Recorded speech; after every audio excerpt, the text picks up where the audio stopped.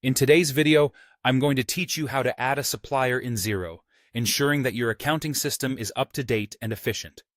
Managing contacts in Xero, especially suppliers, is an essential task that can free up your time and help your business run smoothly. So let's dive right in. First, we're going to start by logging into Xero and selecting the organization you want to work with. This is an important step because you may manage multiple organizations or entities in Xero, and you want to make sure you're working in the correct one. Once you're in the right company account, look towards the top menu. Here, you're going to navigate over to Contacts. Depending on your location, you might find this under Business and then Contacts. Click on it to reveal a drop-down and select All Contacts. At this stage, you're ready to add new details. What you'll want to look for is a green button labeled Plus Add Contact, or in some regions, it might say Add Supplier. This button is typically quite prominent on your screen, making it easy to spot. Clicking this will take you to the next important part of setup, the Add Contact form. Within this form, you'll be entering crucial information about your supplier. Let's start with the basic details, beginning with the name of the supplier, whether it's an organization or an individual. This is your chance to enter any pertinent contact details, like an email address or phone number, and don't forget about their physical address.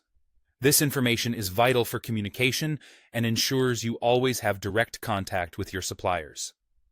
Now, let's talk about the finance details section. If available, this is where you'll input information related to their bank account, payment terms, and the default expense account connected with this contact.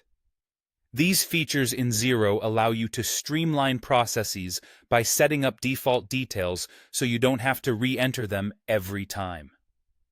It's also worth noting that some applications will mention that for every mapped supplier, you should select the corresponding Xero contact.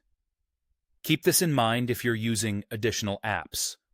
You also have the option to specify if this contact is serving as a customer, a supplier, or possibly both. Xero grants you this flexibility because sometimes a contact may fulfill multiple roles, allowing you to manage that complexity with simplicity. After you've filled out all the required fields to your satisfaction, go ahead and save the contact. Now, here's a key tip to ensure that Xero identifies this contact specifically as a supplier.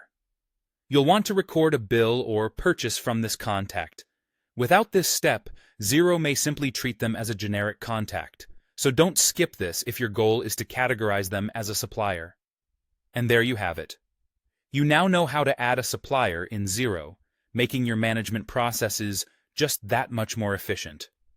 Thanks for watching, and remember to like and subscribe for more helpful tips on Xero and other business tools.